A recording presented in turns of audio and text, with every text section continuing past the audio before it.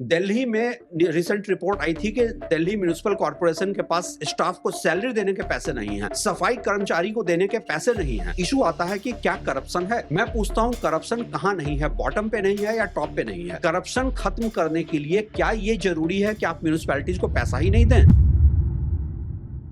एक rough assessment ये है कि हमारे यहाँ जो पूरा का पूरा फॉर एग्जाम्पल आप कहते हैं चाइना में डेमोक्रेसी नहीं है इसलिए सब कुछ मैनेज्ड है। चाइना में पॉलिटिकल डेमोक्रेसी नहीं है, फाइनेंशियल डेमोक्रेसी है, और मैं बताता हूं कैसे। हमारे यहाँ सब कुछ सेंट्रलाइज्ड हो गया है। लोकल अर्बन बॉडीज के हाथ में पूरी बजट का 3 से 5% जा रहा है। अगर चाइना की तरह आप 50% बजट में देंगे, अब बहुत सारे लोग कहेंगे मैं फिर चाइना पे बात कर रहा हूं, पिछली बार भी कई लोगों ने कहा था। सवाल ये उठता है कि आप अगर लोकल अर्बन बॉडीज को पैसा ही नहीं देंगे तो उसके बाद उनसे उम्मीद करना कि म्युनिसिपैलिटी सक्सेसफुली काम करें। देखिए 2-3 इश्यूज हैं। पहली बात है उनके हाथ बंधे हैं, उनके फिस्कल कॉन्स्टेंट्स हैं। दिल्ली में एक अभी रिसेंट रिपोर्ट आई थी कि दिल्ली म्युनिसिपल कॉर्पोरेशन के पास स्टाफ को सैलरी देने के पैसे नहीं हैं, सफाई कर्मचारी को देने के पैसे नहीं हैं।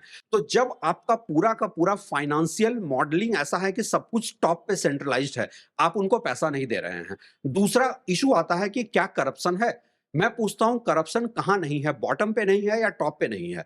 करप्शन खत्म करने के लिए क्या यह जरूरी है कि आप म्युनिसिपैलिटीज को पैसा ही नहीं दें? और जो टॉप पे बैठे लोग करप्शन कर रहे हैं उसका क्या होगा? वो प्राइवेट प्लेयर से पैसे खाकर कल को पूरा का पूरा शहर का मेंटेनेंस म्युनिसिपैलिटी उठाकर प्राइवेट प्लेयर को दे देंगे, उसका कॉस्ट कौन बियर करेगा? तो ये बहुत ही एक कॉम्प्रिहेंसिव तरीके से इसको देखने की जरूरत है। देखिए एक आम आदमी जो गुड़गांव में, दिल्ली में, मुंबई में ट्रैफिक में कभी फंसता है, वाटर लॉगिंग में फंसता है बारिश के दिनों में, आप उसके सामने बोलिए म्युनिसिपैलिटीज ने हमें फेल कर दिया है, म्युनिसिपैलिटीज करप्ट हैं, वो कहेगा आप बिल्कुल सही कह रहे हैं।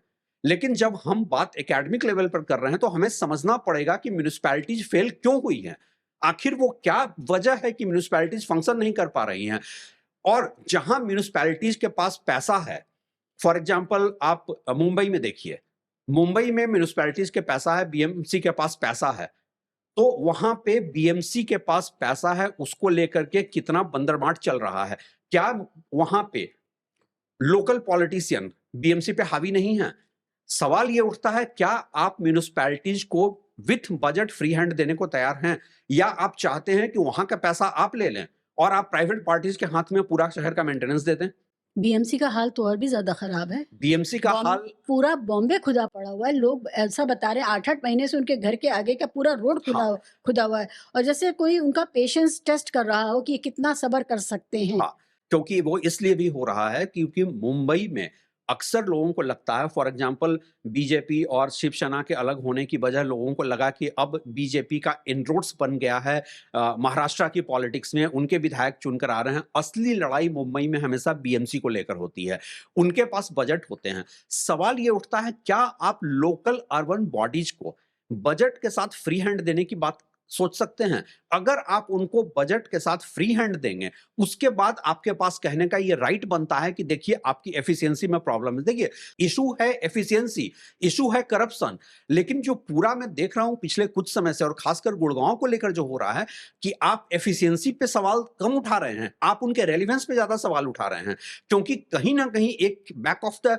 चैनल ये खेल चल रहा है, किसी तरह एक प्राइवेट बिल्डर को उठाकर पूरे शहर की म्युनिसिपैलिटी दे दी जाए और केस स्टडी ये बनाया जाए कि देखिए उसने अपना कितना अच्छा प्रोजेक्ट मेंटेन कर रखा है, उसके यहां वाटर लॉगिंग नहीं होती है। सवाल ये उठता है कि आज आपको ये वही होगा कि एक बार आप दे देंगे, उसके बाद धीरे धीरे वो प्राइस इतना ऊपर चला जाएगा कि ऐसे ही आप अगर देखें इंडिया के टॉप टीयर सिटीज में कॉस्ट ऑफ लिविंग क्राइसिस एक रियलिटी है। आज की तारीख में एक एवरेज इंडियन के लिए रहना शहर में मुश्किल हो गया है। मिडिल क्लास इंडिया में अब एग्जिस्ट नहीं करता है, और ये बात जब मैं कह रहा हूं, मैं जानता हूं बहुत सारे लोगों को इस पर बहुत ऑब्जेक्शन होगा। रिसेंटली मैंने बहुत सारा, चूंकि इंडिया में मिडिल क्लास की कोई स्टैंडर्ड डिफिनीशन नहीं है, तो मैंने कई ग्लोबल रिपोर्ट्स को पढ़ा कि आखिर मैं मिडिल क्लास कैसे डिफाइन करूं।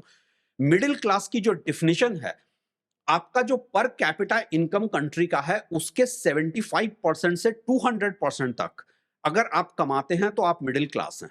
अब इंडिया का पर कैपिटा इनकम तकरीबन 2 लाख रुपए है, तो क्या 1.5 लाख से 4 लाख रुपए कमाने वाले को हम मिडिल क्लास कहें? मैं इंडिया के इस सो कॉल्ड मिडिल क्लास को एब्सोल्यूट पॉवर्टी जो है कि फ्री राशन मांगना पड़ रहा है, उससे ऊपर रिलेटिव पॉवर्टी का क्लास मानता हूं। इंडिया में मिडिल क्लास एग्जिस्ट नहीं करता है। शहर already cost of living crisis से गुजर रहा है, और अगर ऐसे में आप अब म्यूनिसिपैलिटी भी प्राइवेट पार्टी को दे देंगे सिर्फ इसलिए कि यहां पर म्यूनिसिपैलिटी जो है उनमें एफिशिएंसी नहीं है। भाई एफिशिएंसी नहीं है तो एफिशिएंसी लाइए। आप उनके रेलिवेंस पे क्यों सवाल उठा रहे हैं? ये तो कुछ ऐसा है कि मेरे हाथ में अगर कोई जख्म है तो भाई हाथ में बहुत बार-बार जख्म होता है, हाथ काट कर फेंक दो। ये कोई सॉल्यूशन नहीं है। मेरा आज भी मानना है कि अगर आप म्यूनिसिपैलिटीज को प्रॉपर बजट दें, ऑटोनॉमी दें, और उसके बाद आप चेक रखें कि यहां पर करप्शन नहीं हो, म्यूनिसिपैलिटी फंक्शन कर सकती है। आप ये कहते हैं कि ये कर सकती है, लेकिन मुझे तो अब बिल्डर्स पर भी ये डाउट है कि जो बिल्डर्स के बनाए हुए इलाके हैं, नाम अगर लेना हो तो नाम ले लीजिए, जो सबसे चकाचौंध जो रील्स पे आपको दिखता है कि देखो भारत में ये हो गया, देखो दिल्ली में इतनी तरक्की हो गई, गुड़गांव ऐसा हो गया। उन बिल्डर्स के यहाँ भी पानी भर रहा है। ये नहीं है कि उनके यहाँ नहीं भर रहा है। तो सवाल बात एक चीज़ तो ये है कि भाई प्राइवेट सेक्टर को ले आए, बिल्डर को ले आए। बिल्डर को लाएँ तो उस बिल्डर ने भी कौन-सा कमाल करके दिखाया? उसकी अपनी सोसाइटी के अंदर पानी भरा पड़ा है। मुंबई के एक सबसे बड़े लग्जरी डेवलपर्स में से एक हैं, पॉलिटिकल फैमिली से आते हैं। पलावा में उनका बहुत बड़ा प्रोजेक्ट है। पलावा में उनका एक प्रोजेक्ट है लेक व्यू, जिस प्रोजेक्ट में कोई लेक व्यू नहीं है, लेकिन नाम प्रोजेक्ट का लेक व्यू है। लेकिन हर मॉनसून में वो लेक व्यू बन जाता है, गाड़ियां डूब जाती है, घरों में लोगों के पानी आ जाता है।